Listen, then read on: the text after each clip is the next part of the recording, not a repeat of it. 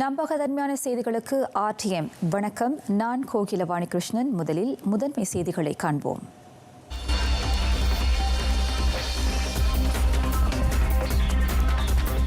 தீப திருநாள் கொண்டாட்டத்துக்கான SOP ஒரு வாரத்திற்கு முன் அறிவிக்கப்படும்.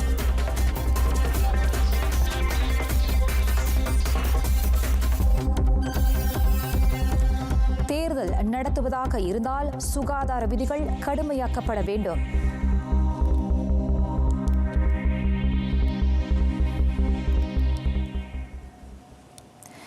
தீப திருநாள் கொண்டாட்டத்துக்கான SOP நிர்ணயிக்கப்பட்ட நிர்வாக நடைமுறையை அரசாங்கம் முடிவு செய்யும். தீபாவளிக்கு ஒரு வாரத்துக்கு முன் அது வெளியிடப்படும் என பாதுகாப்பு விவகாரங்களுக்கான முதலமைச்சர் டத்துஸ்ரீ இஸ்மாயில் சப்ரி யாக்கூப் தெரிவித்தார். நாட்டில் COVID-19 தொற்று பரவல் அதிகரித்திருப்பதை அடுத்து மக்கள் கூடும் நிகழ்ச்சிகள், பண்டிகைகளுக்கான நிர்ணயிக்கப்பட்ட நிர்வாக நடைமுறைகள் அவசியம் என்றும் அமைச்சர் வலியுறுத்தினார். அடுத்த மாதம் 14ஆம் தேதி தீப திருநாள் கொண்டாடப்படவிருக்கிறது. இந்நிலையில் வார கடைசியில் சந்தித்துக் கொள்ளும் கணவனும் மனைவியும் மாநிலம் கடந்து செல்ல அனுமதிக்கப்படுகின்றனர். ஆயினும் நிபந்தனைக்குட்பட்ட நடமாட்ட கட்டுப்பாடு விதிக்கப்பட்டிருக்கும் பகுதிகளில் அவர்கள் வசித்தால் முன்னதாக போலீஸ் அனுமதியை பெற வேண்டும். அதற்கான விதிமுறைகளும் விண்ணப்ப படிவமும் தேசிய பாதுகாப்பு மன்றத்தின் www.mkn.gov.my எனும் அகப்பக்கத்தில் இருப்பதை டத்துஸ்ரீ இஸ்மாயில் சப்ரி சுட்டிக்காட்டினார்.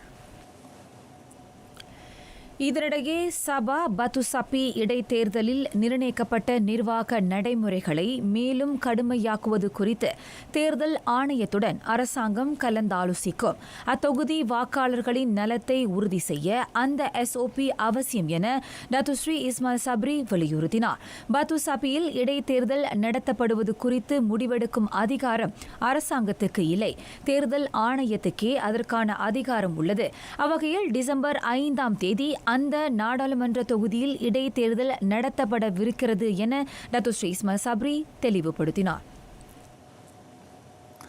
நாட்டில் இப்போதைக்கு தேர்தல் நடத்தப்படக்கூடாது என சுகாதார அமைச்சு கருதுகிறது. COVID-19 தொற்று பரவல் அதிகரித்து வருவதை கருத்தில் கொண்டு இதனை வலியுறுத்துவதாக சுகாதார தலைமை இயக்குநர் தன்ஸ்ரீ டாக்டர் நூரிஷாம் அப்துல்லா தெரிவித்தார்.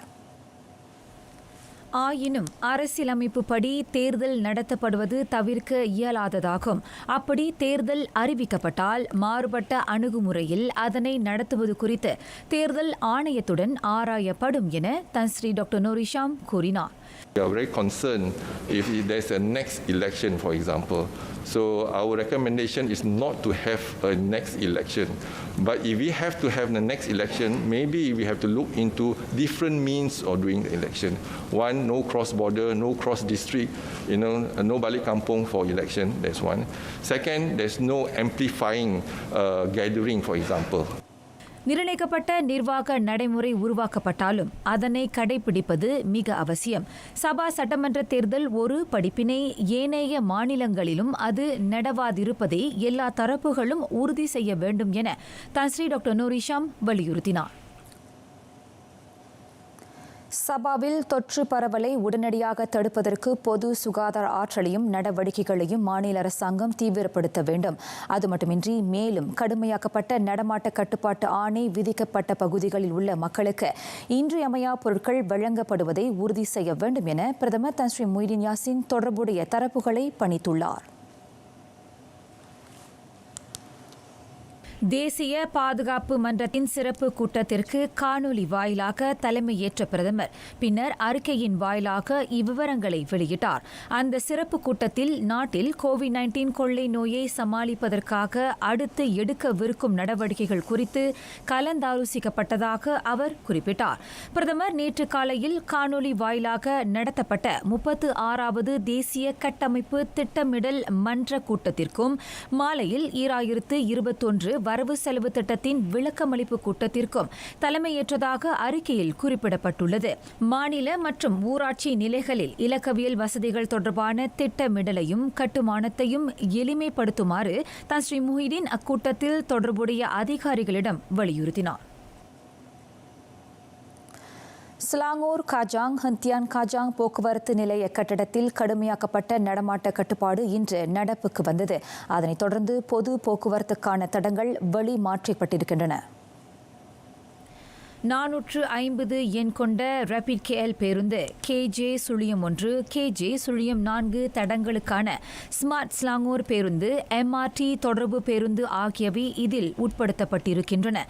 லெபோ புடுவுக்கும் காஜாங்குக்குமான 450 எண் ரேபிட் KL பேருந்தின் சேவை MRT காஜாங் நிலையத்துடன் நிறைவடையும். ஏனைய பேருந்துகளின் சேவைகள் MRT ஸ்டேடியம் காஜாங் நிலையத்திலிருந்து மேற்கொள்ளப்படும்.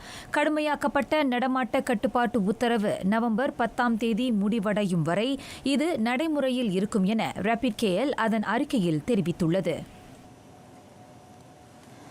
நீர் மின்சாரத்திற்கு அடுத்த இணையம் மக்கள் முக்கிய அடிப்படை தேவையாக இருக்கிறது. எனவே இணைய தொடர்பு கட்டமைப்பை தங்களின் திட்டங்களில் இணைத்துக் கொள்வது குறித்து பரிசீலிக்கும்படி மாநில அரசாங்கங்களுக்கும் ஊராட்சி மன்றங்களுக்கும் அறிவுறுத்தப்படுகிறது. குறிப்பாக ஜுண்டேலா தேசிய இலக்கவியல் இணைய திட்டத்தை வெற்றியடைய நடவடிக்கை உதவும் என தொடர்பு பல்லூடக அமைச்சர் டத்தோ சைப்ரின் அப்துல்லா நம்பிக்கை தெரிவித்தார். இணைய தொடர்பு சேவையை துரிதப்படுத்தும் அரசாங்கத்தின் முயற்சிக்கு உதவ முடிந்த வரையில் நிர்வாக தாமத போக்கு களையப்பட வேண்டும் என டத்தோ சைஃபுடின் அப்துல்லா வலியுறுத்தினார். தினசரி துரித வளர்ச்சி கண்டுவரும் இணைய தொடர்பு வசதியின் வாயிலாக மலேசியர்களால் தரமான சேவையை அனுபவிக்க முடியும் என தாம் எதிர்பார்ப்பதாக அமைச்சர் சொன்னார். 2021ஆம் ஆண்டு தொடக்கம் 2025ஆம் ஆண்டு வரைக்குமான காலகட்டத்தை உட்படுத்தி இருக்கும் 12வது மலேசிய திட்டத்தின் கீழ் நாட்டின் இலக்கவியல் தொடர்பு துறையை தரம் உயர்த்தும் முயற்சியாக ஜுண்டேலா திட்டத்தை மேம்படுத்தும் என பிரதமர் தன் ஸ்ரீ மொய்தீன் யாசின் கடந்த மாதம் ஆகஸ்ட் 26ஆம் தேதி அறிவித்திருந்தார். தொற்று சம்பவம் கண்டறியப்பட்டதைத் தொடர்ந்து ஸ்லாங்கூர் குவாலாலங்கான் மாவட்டத்தில் உள்ள ஆயர் ஸ்லாங்கூர் நிறுவனம் தற்காலிகமாக மூடப்பட்டுள்ளது. அந்நிறுவனத்தின் அலுவலக முகப்பு சேவையில் பணியாற்றிய ஊழியர்களில் ஒருவருக்கு தொற்று கண்டிருப்பதாக ஆயர் ஸ்லாங்கூர் அறிக்கையில் குறிப்பிட்டுள்ளது. இம்மாதம் 22ஆம் தேதி தொடக்கம் தனிமைப்படுத்திக் கொண்டிருந்த அவருக்கு நேற்று முன்தினம் தொற்று உறுதி செய்யப்பட்டது. இதனால் பின்னர் அறிவிக்கப்படும் தேதி வரையில் குவாலாலங்கான் மாவட்ட அலுவலகம் மூடப்பட்டிருக்கும். அதனைத் தொடர்ந்து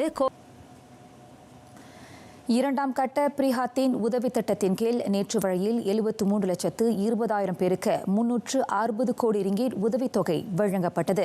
அந்த தொகையை இன்னும் கிடைக்கப்பெறாதவர்கள் அடுத்த மாதத்தின் 2ஆம் வாரத்தில் அதனை பெறுவார்கள் என நிதியமைச்சர் தங்கு டத்தோ ஸ்ரீ ஜாஃப்ருல் தங்கு அப்துல் அசீஸ் தெரிவித்தார். வங்கி கணக்கை கொண்டிருக்காதவர்கள் BSN கிளைகளில் அந்த உதவித்தொகையை ரொக்கமாக பெற்றுக் கொள்ளலாம். அத்துடன் அடுத்த மாதம் 15ஆம் தேதி வரையில் 2ஆம் கட்ட பிரிஹாத்தின் உதவி திட்டத்துக்கு விண்ணப்பிக்கலாம். விண்ணப்பம் அங்கீகரிக்கப்பட்ட பின் அடுத்த ஆண்டு ஜனவரியில் சம்பந்தப்பட்டோருக்கு அந்த உதவித்தொகை வழங்கப்படும் என தங்கு டத்தோ ஸ்ரீ ஜாஃப்ருல் கூறினார். Secara keseluruhannya, BPN 2.0 dijangka akan meringankan beban 7.5 juta penerima bujang dan isi rumah B40 serta 3.1 juta penerima M40, menjadikan keseluruhannya 10.6 juta penerima yang boleh memanfaatkan bantuan ini. InsyaAllah, penyaluran bayaran akan selesai menjelang hujung bulan ini. B40 குறைந்த வருமானம் பெறும் 62,27,000 பேருக்கும் M40 தரப்பைச் சேர்ந்த 10,05,000 பேருக்கும் அந்த உதவித்தொகை வழங்கப்பட்டது. Facebook அகப்பக்கத்தில் 27வது லக்சானா பொருளாதார ஊக்குவிப்பு திட்டம் தொடர்பான அறிக்கை குறித்து விளக்கமளிக்கையில் அமைச்சர் இவ்விவரங்களை வெளியிட்டார். முஸ்லிம்களிடம் வெளிப்படையாக விரோதத்தை கடைபிடிக்கும் குறிப்பிட்ட தரப்புகளின் செயலை மலேசியா வன்மையாக கண்டிக்கிறது. இஸ்லாத்திற்கு களங்கத்தை விளைவிக்கும் எந்தவொரு நடவடிக்கையும் மலேசியா பொறுத்துக் கொள்ளாது என வெளியுறவு அமைச்சர் டத்தோ ஸ்ரீ ஈஷாமுடின் துன் அறிக்கையின் மூலம் தெரிவித்தார். மலேசியா பேச்சுரிமைக்கும் மனித உரிமைக்கும் தொடர்ந்து மதிப்பளித்து வருவதை அவர் சுட்டிக்காட்டினார். ஆனால் மற்றவர்களின் உணர்வை பாதிக்கும் வகையில் பேச்சுரிமையும் மனித உரிமையும் அத்துமீறப்படக்கூடாது என்றார் அவர். நபிகள் நாயகத்தை சிறுமைப்படுத்தியும் இஸ்லாத்தை பயங்கரவாதத்துடன் தொடர்பு படுத்தியும் பொறுப்பற்ற தரப்புகள் வெளியிடும் அறிக்கைகள் கண்டிக்கத்தக்கது என டத்தோ ஸ்ரீ இஷாமுடின் வலியுறுத்தினார். இஸ்லாத்தையும் உலகம் முழுவதும் 200 கோடிக்கும் கூடுதலாக இருக்கும் முஸ்லிம்களின் உணர்வையும் மதிக்காததை அத்தகையோரின் செயல் புலப்படுத்துகிறது என்றார் அவர். இதனிடையே பிரான்சின் சார்லி ஹெப்டோ வார இதழில் நபிகள் நாயகம் பற்றி கேலி சித்திரம் வெளியிடப்பட்டதை மலேசியா கண்டித்துள்ளது. பிரதமர் துறையின் சமய விவகாரங்களுக்கான அமைச்சர் டத்தோ டாக்டர் ஜுல்கிஃப்லி முகமது அல் பாக்ரி மலேசியாவுக்கான பிரான்ஸ் தூதருக்கு அந்த கண்டன கடிதத்தை அனுப்பியுள்ளார். பிரான்சின் அந்த செயல் குறித்து மலேசியா வருத்தம் அடைந்திருப்பதாகவும் அந்த கடிதத்தில் குறிப்பிடப்பட்டிருக்கிறது. பயங்கரவாதத்தையும் தீவிரவாதத்தையும் எதிர்க்கும் பிரான்சின் நிலைப்பாட்டை மலேசியா வரவேற்றாலும் அது தனிப்பட்ட சமயம் நம்பிக்கைக்கு எதிரானதாக இருக்கக்கூடாது என்றும் டாக்டர் ஜுல்கிஃப்லி வலியுறுத்தினார். காலிஃப்ளவர்களை பயிரிட விவசாயிகளும் விவசாய தொழில் முனைவோரும் இனி மலைப்பாங்கான பகுதிகளுக்கு செல்ல வேண்டியதில்லை. மாறாக புதிய தொழில்நுட்பத்தை பயன்படுத்தி அவர்கள் தாழ்வான நிலப்பகுதிகளில் அதனை நடவு செய்யலாம் என விவசாய உணவு தொழில் அமைச்சர் டாக்டர் ரோனல்ட் கியண்டி தெரிவித்தார். மாடி மலேசிய விவசாய மேம்பாட்டு ஆய்வுக் கழகம் மேம்படுத்தியிருக்கும் புதிய தொழில்நுட்பத்தை கொண்டு நாட்டில் காலிஃப்ளவரை இன்னும் அதிகமாக உற்பத்தி செய்யலாம் என டாக்டர் ரோனல்ட் கியண்டி கூறினார். அந்த தொழில்நுட்பத்தை கொண்டு மலைப்பகுதிகளில் காலிஃப்ளவர்களை பயிரிடுவதையும் அயல் நாடுகளிலிருந்து அவற்றை இறக்குமதி செய்வதையும் குறைக்க முடியும். மேலும் அதனை உற்பத்தி செய்வதற்கான செலவையும் போக்குவரத்து செலவையும் மிச்சப்படுத்த முடியும் என அமைச்சர் நம்பிக்கை தெரிவித்தார். ஸ்லாங்கூர் சிர்டாங்கில் காலிஃப்ளவர் அவர்களை பயிரிட பயன்படுத்தப்படும் தொழில்நுட்பத்தை ஊடகத்தினருக்கு அறிமுகம் செய்யும் நிகழ்ச்சியில் டாக்டர் ரோனல்ட் கியண்டி இவ்விவரங்களை வெளியிட்டார். சரவா மீரி குவாலா பாராமில் மோசமான வானிலை காரணமாக MV டயாங் தோப்பாஸ் கப்பல் எண்ணெய் துரப்பண மேடையை மோதியது. சம்பந்தப்பட்ட கடல் பகுதியை மோலப் சூறாவளி தாக்கியதை அடுத்து அந்த கப்பல் கட்டுப்பாட்டை இழந்து அருகிலுள்ள எண்ணெய் துரப்பண மேடையை மோதியது. சரவா தலைநகர் கூச்சிங்கிலிருந்து 500 கிலோமீட்டர் தூரத்தில் உள்ள கடல் பகுதியில் அந்த விபத்து ஏற்பட்டது. சம்பவத்தின் போது மொத்தம் 187 பணியாளர்கள் அக்கப்பலில் இருந்ததாக கூறப்படுகிறது. அந்த துயர சம்பவத்தில் 2 உயிரிழந்த தகவலை APMM கடற்படை செயலாக்க நிறுவனம் உறுதிப்படுத்தியது. எனினும் பலியானோர் குறித்த மேல் விவரங்கள் வெளியிடப்படவில்லை. காயமுற்ற 2 மீரி மருத்துவமனைக்கு கொண்டு செல்லப்பட்டனர். முன்னதாக காணாமல் போன 4 பணியாளர்களும் விபத்து நிகழ்ந்த பகுதிக்கு அருகே மீட்கப்பட்டதாக APMM தலைமை இயக்குநர் டத்தோ முகமது ஜுபில் மத்சோம் தெரிவித்தார். அண்டை நாடான புருனையின் எண்ணெய் நிறுவனம் ஒன்றின் உதவியுடன் கப்பல் பணியாளர்கள் அனைவரும் மீட்கப்பட்டனர்.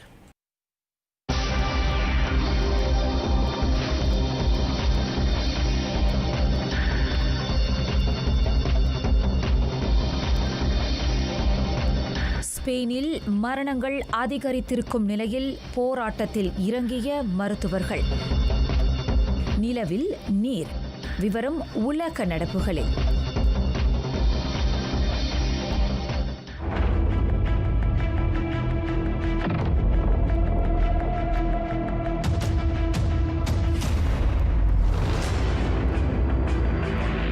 Untuk membuat swab test pada pekerja-pekerja ini. Dan bagi mereka yang mencarum perkeso, semua kos untuk swab test ditanggung oleh perkeso.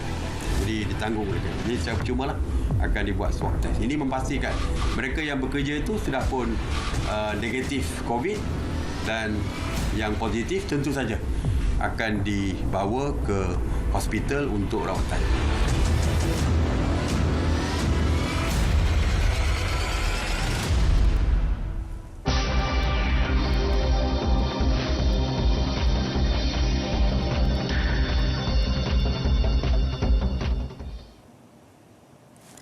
ஸ்பெயினில் கடந்த 24 மணி நேரத்தில் 267 பேர் கோவிட்-19 வைரஸால் உயிர் இழந்ததை அடுத்து பலியானோர் எண்ணிக்கை 35,298 அதிகரித்துள்ளது. 2ஆம் கட்ட கோவிட்-19 அலையில் பதிவான மிக அதிகமான மரண எண்ணிக்கை அதுவாகும். ஸ்பெயினில் ஒரே நாளில் 18,418 பேருக்கு தொற்று கண்டது. அதனைத் தொடர்ந்து பாதிக்கப்பட்டோர் எண்ணிக்கை 11,16,738 பதிவாகியது. இதற்கிடையில் கோவிட்-19 நெருக்கடியை எதிர்கொள்ள முறையான வேலை சூழலையும் உரிய அங்கீகாரத்தையும் கோரி ஸ்பெயினில் உள்ள மருத்துவர்கள் போராட்டத்தில் ஈடுபட்டு வருகின்றனர். கடந்த 25 ஆண்டுகளில் இல்லாத அளவுக்கு ஸ்பெயினின் மருத்துவர்களில் 85 விழுக்காட்டினர் பேரளவில் சார்பில் போராட்டத்தில் இறங்கியிருக்கின்றனர். மேட்ரிட்டில் உள்ள நாடாளுமன்ற வளாகத்தில் தனி மனித இடைவெளியை பின்பற்றியவாறு சுமார் 50 மருத்துவர்கள் தங்களது உரிமைக்காக குரல் எழுப்பினர். கோவிட்-19 கொள்ளை நோயை ஒடுக்க பொது சுகாதாரத்துக்கு முக்கியத்துவம் வழங்க வேண்டும் என அந்நாட்டு சுகாதார அமைச்சு வலியுறுத்தியுள்ளது. பிரான்ஸ் அதிபர் இமானுவேல் மேக்ரோன் இஸ்லாத்துக்கு எதிரான தொடக்கி இருக்கும் வெறுப்புணர்வு இயக்கத்தை தடுத்து நிறுத்துவதற்கு தலையிடுமாறு ஐரோப்பிய தலைவர்கள் கேட்டுக் கொள்ளப்பட்டிருக்கின்றனர். மேக்ரோனின் அந்த சர்ச்சைக்குரிய குற்றுக்கு எதிர்ப்பு தெரிவிக்கும் வகையில் பிரான்ஸ் தயாரிப்பிலான பொருட்களை புறக்கணிக்கும்படி உலக நாடுகளுக்கு, குறிப்பாக முஸ்லிம் நாடுகளுக்கு இவ்வேளையில் துருக்கி அதிபர் ரெஜிப் தாயிப் எர்டோகன் அறைகூவல் விடுத்துள்ளார். அது குறித்த தகவல்களுடன் மேலும் சில உலக நடப்புகள் தொகுப்பாக. நபிகள் நாயகத்தை சிறுமைப்படுத்தும் வகையில் வெளியிடப்பட்ட கேலி சித்திரத்தை தற்காத்து பேசிய பிரான்ஸ் அதிபர் இமானுவேல் மேக்ரோன் இதற்கு முன்னர் இஸ்லாத்துக்கு எதிரான கூற்றை வெளியிட்டிருந்தார். அவரது அந்த கூற்று துருக்கி அதிபர் உட்பட உலகளவில் சில இஸ்லாமிய தலைவர்களின் சினத்தை தூண்டியதுடன் பிரான்ஸ் தயாரிப்புகளையும் புறக்கணிக்க செய்துள்ளது. இஸ்லாத்தை அவமதிக்கும் வகையில் வெளியிடப்பட்ட கூற்றை மீட்டுக் கொள்ளும்படி வலியுறுத்தி மேக்ரோனுக்கு எதிரான ஆர்ப்பாட்டங்கள் வலுத்து வருகின்றன. இதனிடையே இஸ்ரேலில் வாழும் அரபு சமூகத்தினரும் பால் ஆடை கட்டிகள் உள்ளிட்ட பிரான்ஸ் தயாரிப்புகளை புறக்கணித்துள்ளனர். அத்துடன் மேற்கு ஆசிய நாடுகளிலும் பிரான்ஸ் தயாரிப்புகளை புறக்கணிக்கும் இயக்கத்திற்கு ஆதரவு பெருகி வருகிறது. இவ்வேளையில் நேற்று வங்காளதேச தலைநகர் டாக்காவில் அதிபர் மேக்ரோனின் கூற்றை எதிர்த்து கிட்டத்தட்ட 40,000க்கும் அதிகமானோர் ஆர்ப்பாட்டத்தில் ஈடுபட்டனர். பிரான்ஸ் தயாரிப்புகளை புறக்கணிக்கும்படி வலியுறுத்தி ஆர்ப்பாட்டத்தில் ஈடுபட்ட மக்கள் மேக்ரோனின் உருவ பொம்மையை எரித்தனர். மேக்ரோனுக்கு தண்டனை விதிக்கப்பட வேண்டும் என முழக்கமிட்ட ஆர்ப்பாட்டக்காரர்கள் வங்காளதேசத்தில் உள்ள பிரான்ஸ் தூதரை திருப்பி அனுப்ப வேண்டும் என கோஷமிட்டனர். எனினும் பிரான்ஸ் தூதரகத்தை நெருங்குவதற்கு முன்னர் பாதுகாப்பு படையினர் ஆர்ப்பாட்டக்காரர்களை தடுத்து நிறுத்தினர். சுகாதாரத்துறைக்கு செய்யப்படும் பெரும் செலவை ஈடுகட்ட பெரு பன்னாட்டு நிறுவனங்களுக்கும் பணக்காரர்களுக்கும் விதிக்கப்படும் வரிகளை உயர்த்த ஸ்பெயின் உத்தேசித்துள்ளது. கோவிட்-19 பெருந்தொற்றின் தாக்கத்தால் கடுமையாக பாதிக்கப்பட்டுள்ள ஸ்பெயினின் பொருளாதாரத்தை மீட்சியுற செய்யவும் நவீனமயமாக்கவும் அடுத்த ஆண்டுக்கான வரவு செலவு திட்டம் அந்த வரியை அதிகரிக்க பிரதமர் பெட்ரோ சாnchez உத்தேசித்துள்ளார். அடிப்படை வசதிக்கான ஒதுக்கீட்டை இரட்டிப்பாக்குவது, பொது சேவை ஊழியர்களுக்கான சம்பளத்தையும் ஓய்வூதியத்தையும் 1 விழுக்காடு உயர்த்துவது போன்றவை அடுத்த ஆண்டுக்கான வரவு செலவு திட்டத்தில் அறிவிக்கப்பட உள்ளது. அமெரிக்கா பிலடெல்பியாவில் ஆப்பிரிக்க அமெரிக்க ஆடவரை சுட்டுக் கொன்ற போலீசின் கடுமையான செயலை கண்டித்து ஆர்ப்பாட்டம் வெடித்துள்ளது. கத்தியை ஒப்படைக்கும்படி போலீஸ் இட்ட உத்தரவை பின்பற்ற மறுத்து தப்பியோட முயற்சித்த 27 வயது வால்டர் வாலஸை போலீசார் சுட்டனர். அதனையடுத்து போலீசின் அந்த கொடூர செயலை கண்டித்து பிலடெல்பியா போலீஸ் நிலையத்தின் வெளியே மூண்ட ஆர்ப்பாட்டம் வன்முறையில் முடிந்தது. அதில் 4 போலீஸ் அதிகாரிகள் காயமடைந்தனர். புகழ்பெற்ற பிரான்சின் கேன் திரைப்பட விருதளிப்பு விழா இம்முறை கோவிட்-19 வைரஸ் தொற்று காரணமாக மிதமான முறையில் நடத்தப்படும். இவ்வாண்டு தேர்வு செய்யப்பட்ட 4 திரைப்படங்கள் பொதுவில் திரையிடப்படும். ஆனால் இம்முறை எந்த ஒரு திரைப்பட விருதும் வழங்கப்படவில்லை. இந்திய தலைநகர் புதுடெல்லியில் காற்று தூய்மைக்கேடு தொடர்ந்து மோசமடைந்து வருகிறது. அதனையடுத்து வெளி நடவடிக்கைகளில் மேற்கொண்ட நகரவாசிகள் பலரும் மூச்சு பிரச்சினையை எதிர்நோக்கியுள்ளனர். கோவிட்-19 நெருக்கடி காலத்தில் காற்று மாசடைந்திருப்பது புதுடெல்லிக்கு இரட்டிப்பு சவாலாக அமைந்துள்ளது. அளவுக்கு அதிகமான புகையால் காற்றில் உள்ள நச்சுத்தன்மை பெருமளவு அதிகரித்திருக்கிறது. பருவமழை மற்றும் குளிரான வானிலைக்கு அடுத்து புதுடெல்லியில் இத்தகைய கடும் புகை சூழ்ந்துள்ளது. வேளாண் சார்ந்த நடவடிக்கைகளாலும் அந்த பெருநகரில் காற்று மாசடைகின்றது. குளிர்காலத்தின் போது தூசி, புகை ஆகியவையும் காற்றில் கலக்கின்றன. அதனால் முதியவர்களும் சிறுவர்களும் சுவாச பிரச்சினையை எதிர்நோக்குகின்றனர். கடந்த 2 ஆண்டுகளுடன் ஒப்பிடுகையில் இவ்வாண்டு அக்டோபரில் காற்றின் தரம் மிகவும் மோசமடைந்துள்ளது. நிலவில் நீரின் மூலக்கூறுகள் இருப்பது கண்டறியப்பட்டுள்ளது. சூரிய கதிர்கள் படும் இடத்தில் திரவ கூறுகள் இருப்பதை சோஃபியா செங்கதிர் விண்வெளி ஆய்வகத்தின் வாயிலாக கண்டறிந்திருப்பதாக விண்வெளி ஆய்வாளர்கள் தெரிவித்தனர். நிலவின் தென் துருவத்தின் மேற்பரப்பில் உள்ள மிக பெரிய விண்கல் விழுந்த பெரும் பள்ளமான கெலவியஸில் இந்த நீர்த்திட்டுகள் கண்டறியப்பட்டன. அந்த நீர் மூலக்கூறுகள் ஓரிடத்தில் பறந்து விரிந்து ஒன்றுடன் ஒன்று தொடர்பு கொண்டு எதிர்வினை செய்யாமல் இருப்பதால் நீராகவோ பனிக்கட்டியாகவோ உருவாகவில்லை. அதேவேளையில் நிலவின் மேற்பரப்பில் உள்ள கனிம வளங்கள் நீரின் மூலக்கூறுகளை உறிஞ்சிக் கொள்வதாகவும் சூரிய கதிர்படாத இடங்களில் நீர்ப்பனி கட்டிகளாக உறைந்து இருப்பதாகவும் ஆராய்ச்சியாளர்கள் தெரிவித்தனர். அதேவேளையில் நிலவில் 40,000 சதுர கிலோமீட்டர் நிரந்த நிழல் பகுதிகள் இருப்பதாகவும் அவற்றுள் நீர் பனிக்கட்டி வடிவில் இருக்கலாம் என்ற ஆருடத்தையும் அவர்கள் வெளியிட்டிருக்கின்றனர். ஆயினும் காற்று இல்லாத நிலவில் நீரின் மூலக்கூறுகள் தோன்றியது எப்படி என்ற கேள்வியும் அறிவியலாளர்களிடம் இல்லாமல் இல்லை. இருப்பினும் நிலவின் பெரும் பகுதியில் நீர் இருப்பதை கண்டுபிடித்தது ஒரு மைல்கல் என அவர்கள் கருதுகின்றனர். 2024ஆம் ஆண்டு நிலவுக்கு மனிதர்களை அனுப்பும் திட்டம் மேற்கொள்ளப்படும் போது நீரின் தேவை அங்கு இன்றியமையாததாக இருக்கும். மேலும் சில நாட்டு நடப்புகள். உள்நாட்டு வருமான வரி வாரியத்தின் சின்னத்தை பயன்படுத்தி மோசடிகள் மேற்கொள்ளப்படுகின்றன. எனவே எச்சரிக்கையுடன் இருக்கும்படி பொதுமக்களுக்கு அறிவுறுத்தப்பட்டுள்ளது. உள்நாட்டு வருமான வரி வாரியத்தின் சின்னத்துடன் வெளியிடப்படும் கடிதத்தில் பிற அரசாங்க நிறுவனங்களின் பெயர்கள் பயன்படுத்தப்படுகின்றன. வரி நிலுவை இருப்பதாக கூறி இந்த கும்பல் பணம் பறிக்க முனைகிறது. எனவே ஐயத்துக்குரிய தொலைபேசி அழைப்புகள், மின்னஞ்சல் அல்லது கடிதங்களை பெற்றால் பொதுமக்கள் எச்சரிக்கையுடன் இருக்க வேண்டும். அத்தகைய விவரங்களை உள்நாட்டு வருமான வரி வாரியத்தின் வலைத்தளம் அல்லது தொலைபேசி வாயிலாக அழைத்து உறுதி செய்து கொள்ளலாம். புரோட்டோனின் புதிய ரக வாகனமான புரோட்டோன் X50 அந்நிறுவனத்தின் ஃபேஸ்புக் பக்கத்தில் அதிகாரப்பூர்வமாக அறிமுகம் செய்யப்பட்டது. SUV ரக வாகனமான அது புரோட்டோன் மற்றும் கீலி கூட்டு ஒத்துழைப்பில் உருவாக்கப்பட்டிருக்கும் 2ஆம் வாகனமாகும். இந்த அறிமுகம் அந்த வாகனத்தின் விலை மீதான பயணீட்டாளர்களின் ஆர்வங்களுக்கும் முற்றுப்புள்ளி வைத்திருக்கிறது. 1.5 ஆற்றல் கொண்ட புரோட்டோன் X50 வாகனம் 1,03,300 ரிங்கிட்டுக்கு விற்கப்படுகிறது. 1.5T பிரீமியம் ரக வாகனம் 93,200 ரிங்கிட்டுக்கு விற்கப்படுகிறது. வேரியன்ட் ஸ்டாண்டர்ட் 79,200 ரிங்கிட்டுக்கும், எக்ஸிகியூட்டிவ் ரக வாகனம் 84,800 ரிங்கிட்டுக்கும் விற்கப்படுகிறது. கடந்த செப்டம்பர் 16ஆம் தேதி தொடங்கி இதுவரை 20,000 அலிபானைகள் விடுக்கப்பட்டிருக்கின்றன. உரிமையாளர்களின் தேவையின் அடிப்படையில் கூடுதல் உபகரணங்களும் அந்த வாகனத்தில் பொருத்தப்படும். முதல் 30,000 வாடிக்கையாளர்கள் அல்லது டிசம்பர் 1 தேதி வரையில் அலிபானை வழங்குவோருக்கு 5 ஆண்டுகளுக்கு வாகன பராமரிப்பு கட்டணம் விதிக்கப்படாது. காளான்களையும் காளான் விதைகளையும் தாய்லாந்திலிருந்து மலேசியாவுக்குள் கடத்தி வரும் முயற்சி முறியடிக்கப்பட்டது. நிர்ணயிக்கப்பட்ட இறக்குமதி விதிகளை எட்டாததால் கெடா புக்கிட் கயுஹிதாம் ICQS குடிநுழைவு சுங்க தனிமைப்படுத்துதல் நோய் தடுப்பு மையத்தில் அவை பறிமுதல் செய்யப்பட்டன. 10 பெட்டி நிரப்பப்பட்ட காளான்களும் 210 புட்டிகளில் அடைக்கப்பட்டிருந்த காளான் விதைகளும் பறிமுதல் செய்யப்பட்டதாக புக்கிட் கயுஹிதாம் ICQS இயக்குநர் லிலி ரோஸ்லின் பால் தெரிவித்தார். அந்த நடவடிக்கையில் ஈடுபட்டவர்களுக்கு 1 லட்சம் ரிங்கிட்டுக்கும் மேற்போகாத அபராதம் அல்லது 6 ஆண்டுக்கு மேற்போகாத சிறை அல்லது இரண்டுமே விதிக்கப்படலாம். நாட்டுக்குள் வேளாண் உற்பத்திகள், பயிர்கள், விலங்குகள், மீன்கள், நுண்ணுயிர்கள் போன்றவை கள்ளத்தனமாக கொண்டு வரப்படுவதை கண்காணிக்கும் நடவடிக்கைகள் தீவிரப்படுத்தப்பட்டுள்ளன. நாடு நோய், மாசுகள் போன்றவற்றிலிருந்து விடுபட்டிருக்க அது அவசியம் என லிலி ரோசாலின் அறிக்கையில் குறிப்பிட்டுள்ளார்.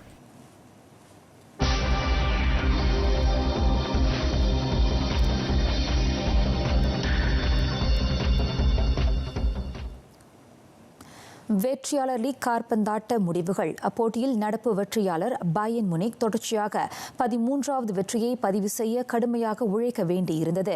முன்னதாக நடைபெற்ற A பிரிவு ஆட்டத்தில் அந்த ஜெர்மனி அணி ரஷ்யாவின் லோகோமோட்டிவ் மாஸ்கோவை 2-1 என வென்றது. வெற்றியாளர் லீக்கிலும் உள்ளூர் லீக்கிலும் அபார ஆட்டத்தை வெளிப்படுத்தி வந்த பாயர்ன் லோகோமோட்டிவ் மாஸ்கோவை சமாளிப்பதில் திணறியது. 79வது நிமிடத்தில் ஆட்டக்காரர் ஜோஸ்வா கிமிச் எதிர்பாராத விதமாக புகுத்திய கோல் பாயர்னின் வெற்றியை உறுதி செய்தது. டி பிரிவு ஆட்டத்தில் லிவர்பூல் 2-0 என டென்மார்க்கில் மிட்லாண்ட் அணியை வீழ்த்தியது. த ரெட்ஸின் 2 கோல்களை பிற்பாதி ஆட்டத்தின் போது டியாகோ ஜூத்தாவும் முகமது சாலாவும் அடித்தனர். மற்றொரு இங்கிலாந்து அணியான மான்செஸ்டர் சிட்டி சி பிரிவில் பிரான்சின் மார்சேயை 3-0 என தோற்கடித்தது. சிட்டியின் கோல்களை 18வது, 76வது, 81வது நிமிடங்களில் முறையே ஆட்டக்காரர்கள் Ferran Torres, Ilkay Gundogan, Raheem Sterling ஆகியோர் புகுத்தினர். லா லிகா வெற்றியாளரான ரியால் மட்ரிட் வெற்றியாளர் லீக்கில் வெற்றியை பதிவு செய்வதில் தொடர்ந்து தத்தளிக்கிறது.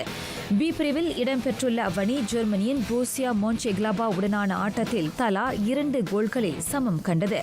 இறுதி நிமிடத்தில் கரீம் பென்சேமாவும் கசிமீரோவும் அடித்த கோல்கள் ரியாலை தோல்வி அடைவதிலிருந்து காப்பாற்றியது.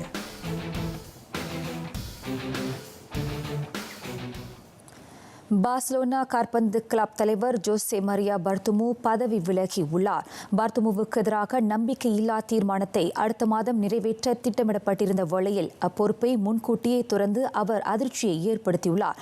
பர்துமுவுடன் இணைந்து பார்சிலோனா வாரிய உறுப்பினர்கள் அனைவரும் பதவி துறந்துள்ளனர். கிளப்பில் நிதி நிலை மோசமடைவதற்கு காரணமாக இருந்ததோடு ஆட்டக்காரர்களுடன் இணக்கமான போக்கை கொண்டிருக்கவில்லை என பார்துமு மீது பரவலாக குற்றம் சாட்டப்பட்டது. அவர் மீது கொண்டுள்ள அதிருப்தியை வெளிப்படுத்தும் வகையில் பார்க்கா ஆதரவாளர்கள் சுமார் 20,000 பேர் பார்துமுவை பதவி விலக கோரி கையெழுத்து வேட்டையை நடத்தினர். கோவிட்-19 தொற்று அச்சுறுத்தல் காரணமாக அந்த கையெழுத்து வேட்டையை நடத்த வேண்டாம் என கேட்டலன் மாநில அரசாங்கம் கேட்டுக்கொண்ட போதிலும் ரசிகர்கள் கேட்பதாக இல்லை. உலகின் மின்னல் வேக ஓட்டக்காரர் கிறிஸ்டியன் கோல்மன் அடுத்த 2 ஆண்டுகளுக்கு போட்டிகளில் பங்கேற்க தடை விதிக்கப்பட்டிருக்கிறது. இதனால் அடுத்த ஆண்டுக்கு தள்ளி வைக்கப்பட்டிருக்கும் 2020 டோக்கியோ ஒலிம்பிக் போட்டியில் பங்கேற்கும் வாய்ப்பையும் அவர் இழந்தார். கோல்மன் கடந்த ஆண்டு நடைபெற்ற டோஹா உலக திடல் தட போட்டியில் 100 மீட்டர் ஓட்டத்திலும் 100 மீட்டர் அஞ்சல் ஓட்டத்திலும் தங்கம் வென்றார். ஊக்கமருந்து தடுப்பு விதிகளை மீறியதற்காக இந்த தண்டனைக்கு அவர் ஆளாகியிருப்பதாக விளையாட்டாளர் உயர்நெறி பிரிவு தெரிவித்தது. 2022 மே 13ஆம் தேதி வரையில் அவர் எந்தவொரு போட்டியிலும் கலந்து கொள்ள இயலாது. ஆயினும் விளையாட்டு நடுவர் மன்றத்தில் தமக்கு எதிராக வழங்கப்பட்ட தண்டனையை எதிர்த்து அவர் முறையீடு செய்ய அனுமதி வழங்கப்பட்டிருக்கிறது.